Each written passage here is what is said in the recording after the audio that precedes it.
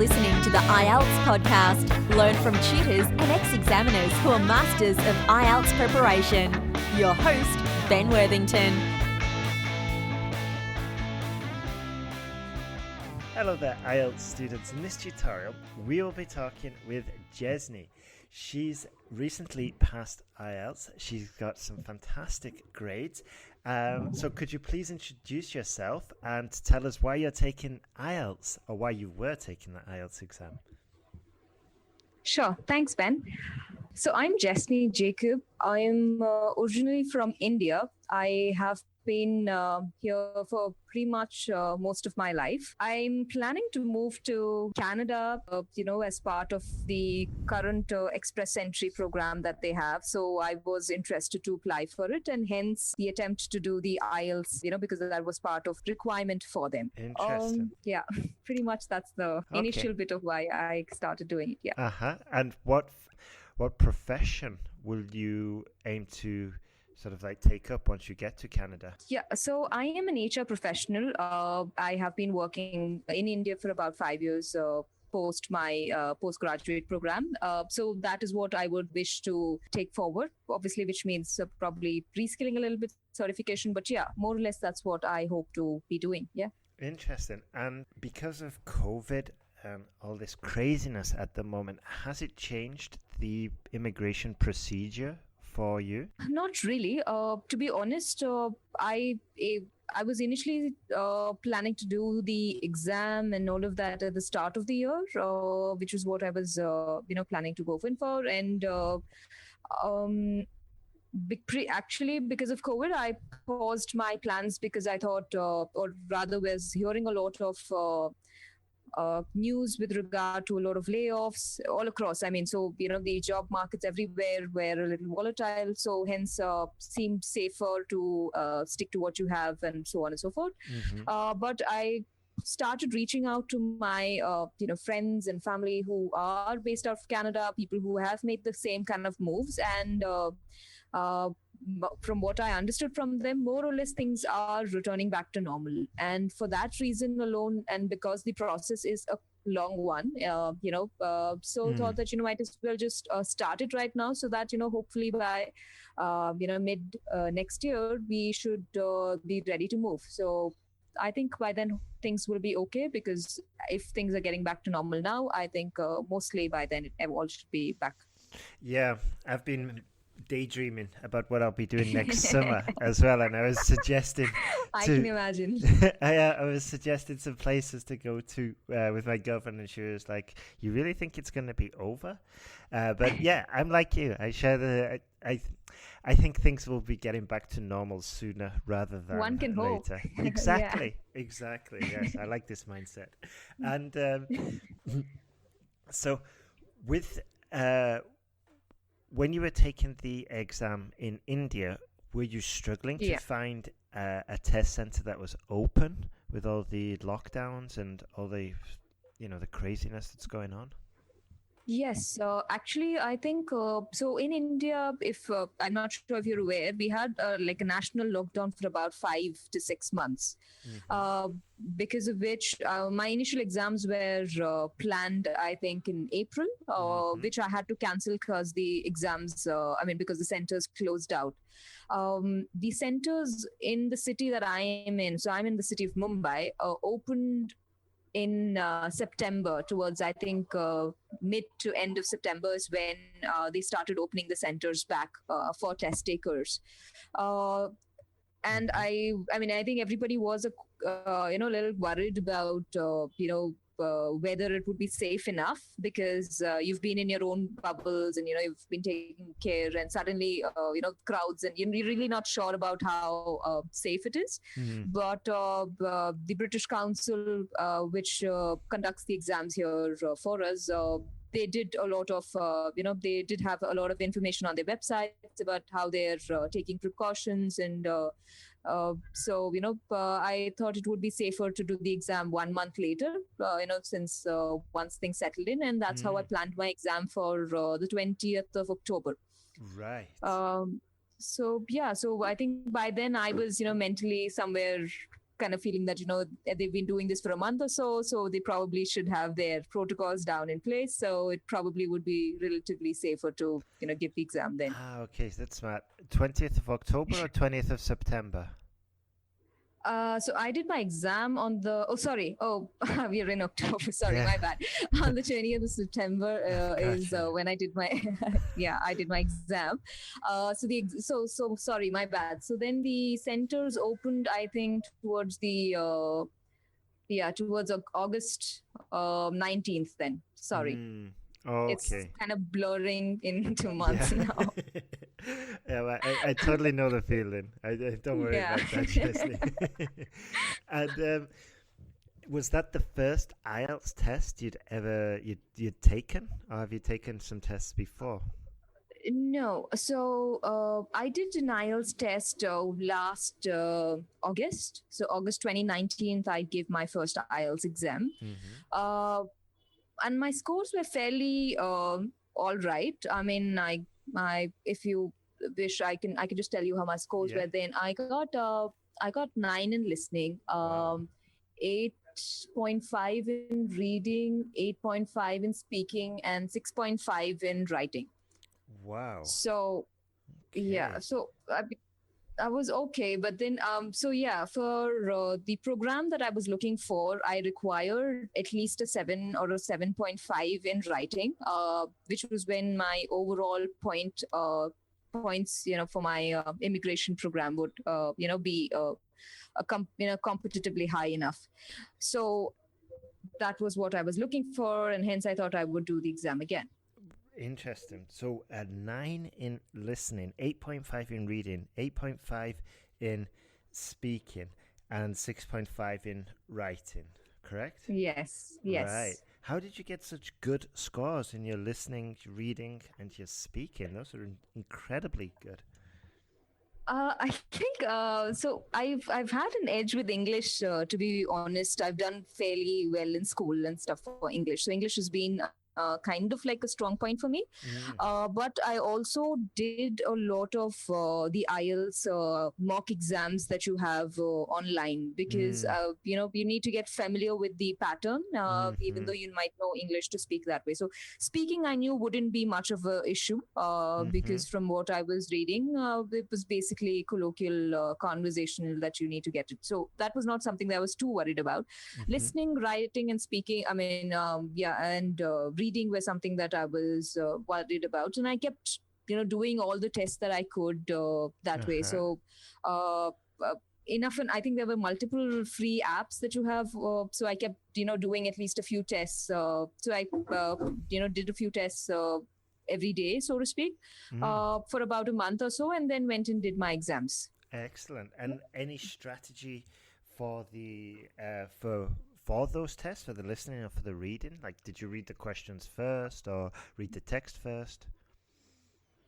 No, I've always, I think I've been more comfortable reading the text first and then doing the questions, though I've heard, multiple views on that. But I tried both, to be honest, when I was preparing to see what I was more comfortable with. And I felt I was more comfortable with reading first, so that I have a gist of what the paragraphs are and so on and so forth. And then, so this is specifically with regard to reading, when I just read through the, at least glimpse through what it says, so I have a fair understanding of what's coming in each paragraph, and then going back to the question and then coming back, doing that to and fro, because else I felt I would probably be biased. Like I would probably see an answer, see something that is repeating somewhere else and not be able to, choose the actual statement. So I thought, I should probably just give it a read go first. So wow, fantastic.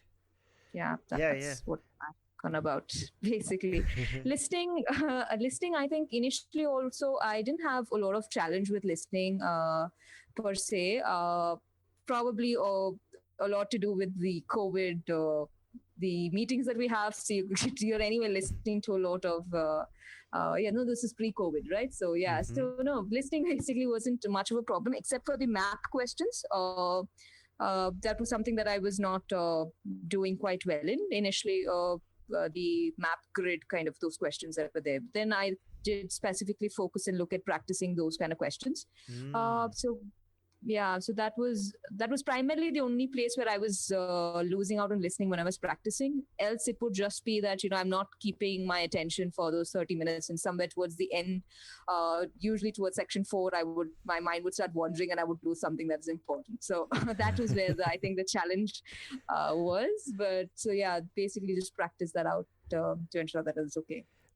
Interesting. Wow. So just to summarize, for the reading, you felt that for you it worked best if you read over the text first, just a very brief read to get an idea or to get a gist of the text, and then you started looking at the questions, right? Correct. Gotcha. Okay. And then for the listen, for the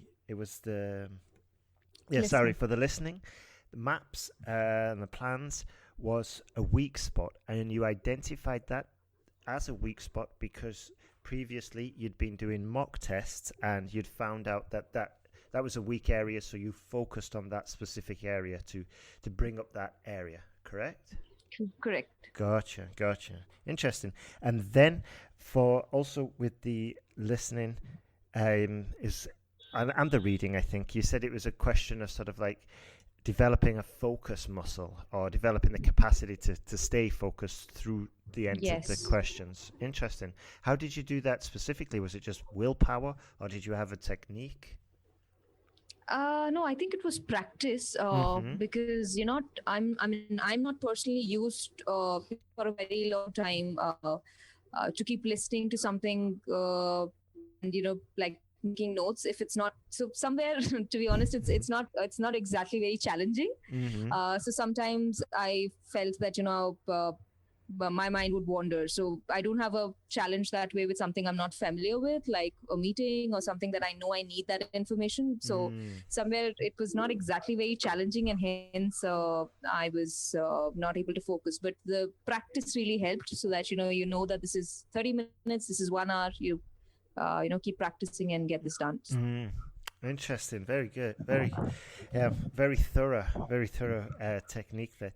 And with the writing, it's 6.5. Which areas were giving you so much? Which areas were you struggling with within the writing?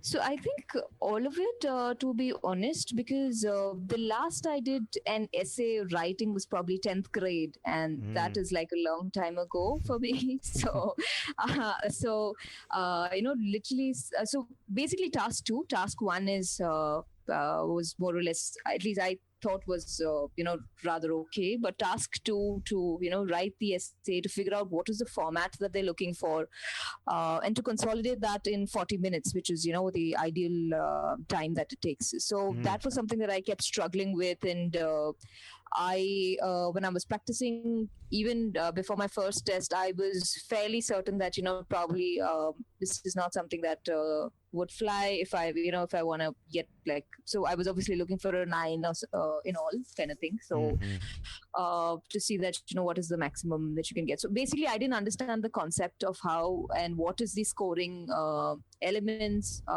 Didn't know what is the structure I should follow, and since it's also been a while since I'd done something similar, so was struggling to get it all in the time of 40 minutes. Right. And how did you go about solving this problem with the writing?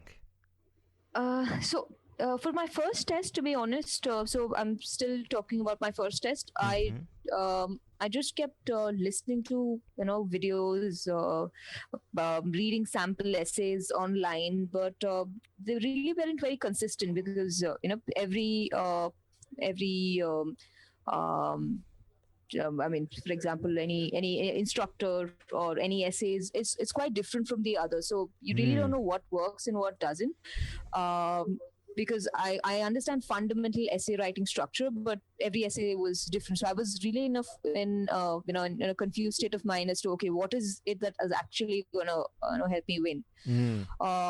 So I think that kind of reflected when I did my exam as well, that I wasn't kind of prepared for what they were looking for. I see. So you were kind of like consuming lots of different resources, but each of those resources with regards to the essays had their own take or their own procedure, and you kind of consumed them all. Would that be right? Yeah, I think that would be right. Interesting. Way of putting it. And then, so you got the 6.5, and then you decided, okay, what did you decide when you got the 6.5? Like, what did you realize? So I realized I was doing something wrong because I know from my way of doing a language, and fairly certain that I could have done better, and I needed a better score. I was fairly certain that I could do it also. So then I was very clear that I needed to pick up some coaching or something from a legitimate source, so to speak, and pick up something that will help me improve my score, because I didn't see a point in doing the exam again, self-preparing and wasting time on it rather. So I thought, just figure out what is the method of doing it, pick it up from the right source, and just give the exam post that. Interesting. And which sources were you looking at? Which sources did you review before? Because we know you ultimately ended up with IELTS Podcast and the sentence guide, but which other sources were sort of like were you considering a private tutor, for example? No, I was not preferring a private tutor because one, I was sure I wanted to do it with somebody who came. I wanted to specifically do it from a British or an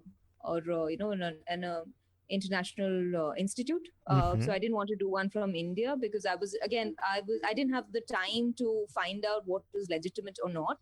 Right. So I basically was going by the most. Because the exam is international, and therefore look for what is realistically closer to home, so to speak. So I didn't look at anything private.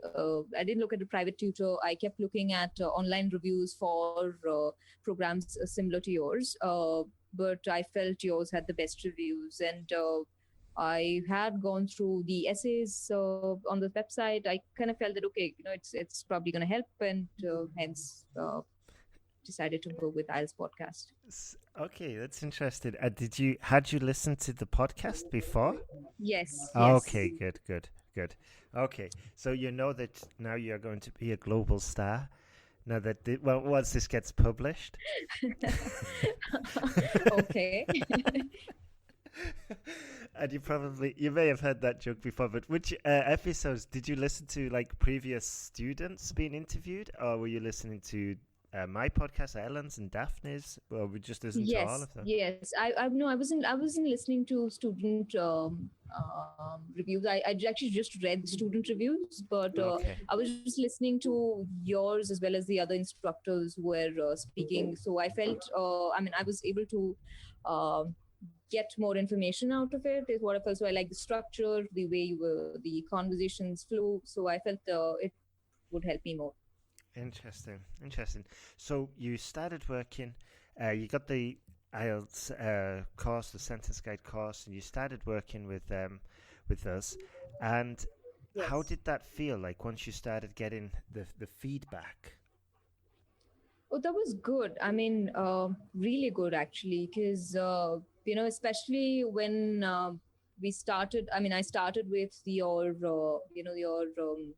modules, the ones that are the recorded modules that I started with, and I was like, okay, this helps. And the build up to getting those, the template, all of that really helped, because I then realized that okay, what I was doing wrong was probably, I was doing something, but I was not doing all of what was required. So that helped, especially the podcast before. The recordings or the video classes kind of helped to. For me to figure out what I was doing wrong in comparison to what an idealized essay looks like. And the feedback definitely helped, because you read something, you listen to something, and then when you try to ideate it and put it down into words is definitely always a better way of doing it. So Daphne was the instructor working with me, and she was like, okay, probably put it this way, put it that way, and that really helped. So trying to learn from one essay, trying not to make the same essay mistakes in the next essay. So which gave her more room to keep helping me with other mistakes that I might be probably making. So yeah, Mm. that really helped. The feedback really helped. Super, super. Yeah, I liked what you said at the beginning about that. Although you already knew some of what was in the course, but you realized, okay, yes, I'm doing this, but I also need to do this, this, and this, and kind of like, Exactly. yeah, yeah, just organize it and kind of like, I think, yeah, more like a process to Correct. the whole process, to the whole essay writing experience. And then, yeah, getting the feedback. I love doing essay corrections. I sometimes I take a break off it because I just get burnt out. But I Hmm. love doing the corrections, giving the feedback, and seeing the improvement. Because as you've experienced with Daphne, like you get a first batch of corrections, and then if you start implementing what you've learned from there, then there's the tutor has the capacity, has the time, has the space to start teaching you more, so you can really improve so much faster, especially if you're repeating this cycle like 4 or 5 times, which is exactly what we do. So yeah. And what did you like about what did you like about the feedback? I mean, is there anything specific you could share with that, or do you think we've covered that already? To be honest, I think we've mostly covered it. So I Mm-hmm. just like the entire process. The fact, no, I think the best part about it was that it was a recorded feedback. I think Mm. that really helped because, especially because I did my exam post COVID. I did a couple of months later, so it helped me to go back to all that I did initially, what the feedback was. It helped me recollect faster than I think if it would have been in any other form. So, Mm. that conversation flow really, those trigger of thoughts kind of helped primarily because it was a video conversation. So I think that was the best part about it. Uh, and I, and it was really, I mean, it is in a very simple format where kind of like just simply focus on what you have written. You keep hearing her, walk through the entire essay, what you would have done right and wrong. So the entire format is, I think, is very simple and just clean and neat, and that really helps focus on what's most important. Mm, yeah, yeah, I totally agree with you. Totally agree with you. And I think with the video corrections we do, there is just the right amount of information that you need in order to get to the next stage. It's not like a complete overwhelm of 3 pages of corrections and suggestions. I think it's Exactly. yeah, yeah. Okay, so what happened on your test day? Did you feel more confident when you got in there, when you started doing your writing? Yes. So with regard to, I mean, writing. So to be honest, I got a few wrong in my listening, which I started with. So I mean, I did exactly what I feared. I lost a little.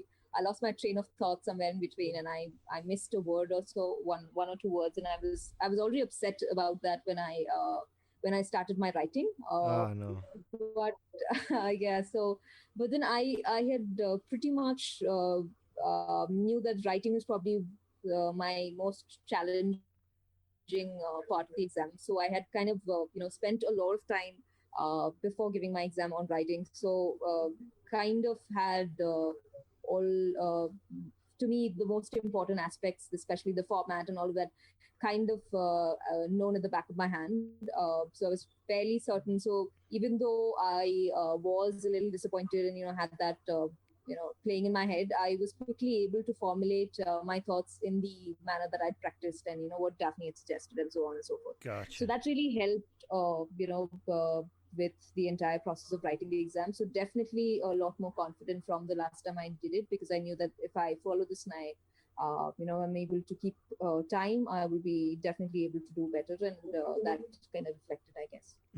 I see, I see. So even though you felt like you didn't perform to your best in the listening, you still kind of sort of like stayed positive and implemented what you'd learned from the course, and focused on and just kept your focus for the writing.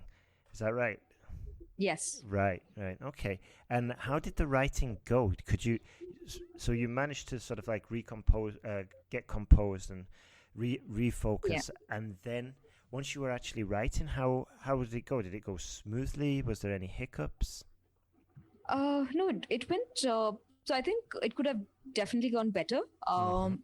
With but it was definitely smooth with regard to I knew what I needed to do. Mm. Um, so that was a huge confidence booster that helped save a lot of time, which I would probably spend on if I had not gone through the course, where I would spend the initial few moments thinking about, okay, how do I frame this, what goes next, do I need to do this line first or the next one. So Mm. that in the time frame that's given, that's precious moments that you can't afford to lose. Mm-hmm. So since that was out of the way, I could purely focus on the content and what I wanted to put in. So Mm. that helped definitely. Super, super. Yeah, it makes such a difference if you're fully prepared and you can sit down and you've got a procedure, you've got a system to follow to basically organize your thoughts so you can jump straight into the writing and basically I think focus on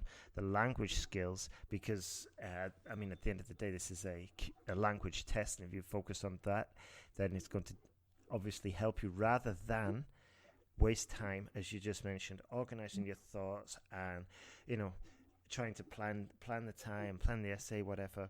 But if you've just got a step-by-step procedure, it just makes a complete world of difference there. So after you'd done your writing, how did you feel?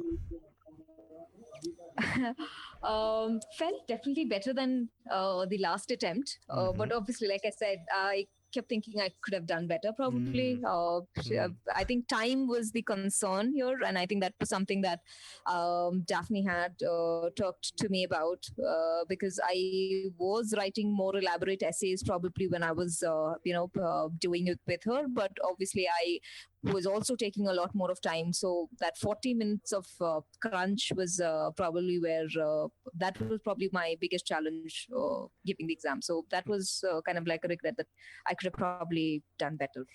yeah, I remember when I was correcting essays, and some students would send in the most beautiful essays, the longest ones, and I'd be like, "Really, VJ, you did this in 40 minutes? Come on, like, let's get let's get realistic, okay? I want the next essay to do. You're right. I want it to be written in 40 minutes, okay? This is Yeah, too good. This is amazing for 40. If you could do it in 40 minutes, that's amazing. But if not, we're dreaming. Let's get more. Let's get back exactly. to reality. Yeah. Yeah. And so, can you tell us the grades that you finally got for your latest exam? Sure. So I got listening 8.5, reading Mm-hmm. 9, Wow. writing 7.5, and speaking 8. Wow. Wow. So you jumped a whole band score in the Yes, writing. I can't Wow. be more pleased about it. Yes. That is amazing. Fantastic. Wow. And what did you do when you got your results? Were you screaming? Did you party? Yeah, pretty much. So yeah, I mean, I expected a 7. I knew I'd done better than last time, so expected a 7, but not a 7.5. So that Wow. like really eased my process. So I kind of like quickly looked at all that and did yeah, pretty much all that you said. So because that was my biggest barrier, the exam. So yeah, Wow, wow, that is fantastic. Well done there, Jesny. That is thank you. amazing. So now that you've passed, I guess you're moving full steam ahead with your Yes. application. Yes, I am. I did so the 7.5 really helped me jump into the application pool. Mm. I got my call literally a day after I got my IELTS score. So that helped, and I'm Wow. already starting with my application process. So I'm in just getting all my documentation ready. So I didn't Wow. really have to wait for multiple rounds like a lot of people have to. Mm. I got it in the first call itself. So yeah, that helped. That That is, really helped. yeah, definitely. That is amazing. Well done. Fantastic.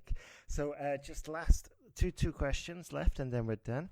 What Sure. would you say to anybody who's on the fence about joining the course? I would say jump right in because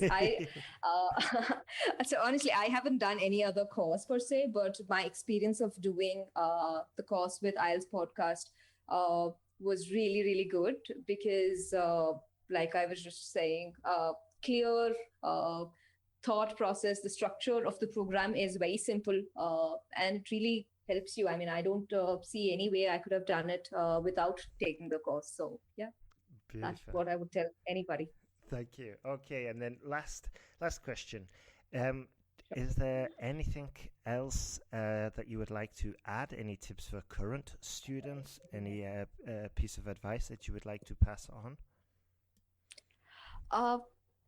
Just practice. I think that is the only thing to it, basically, because I'm sure in today's world, almost everybody has some aspect of English that they need to deal with. So it's not something that's very new, but looking at the format that IELTS is looking for and just practicing and trying to get that done is, I think, the only thing that you need to get sorted.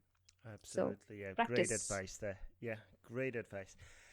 Especially with the mock tests and finding the strategy, finding what works for you, finding your weak points. Just we say exactly the same in the podcast, so it's lovely Correct. to hear a student like yourself implementing that and succeeding with that.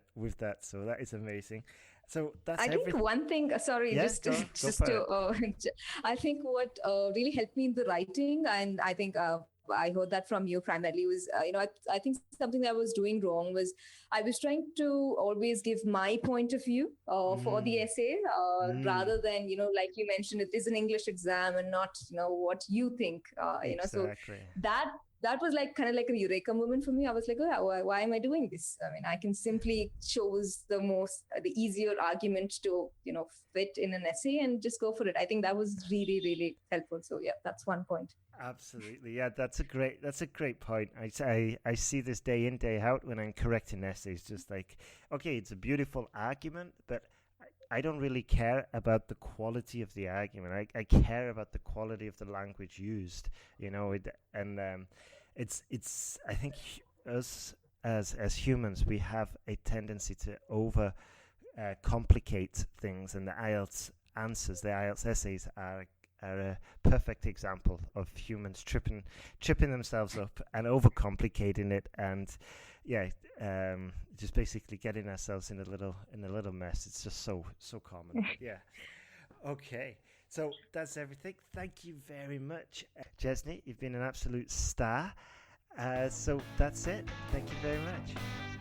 Thank you so much to you and the entire team for doing some great work.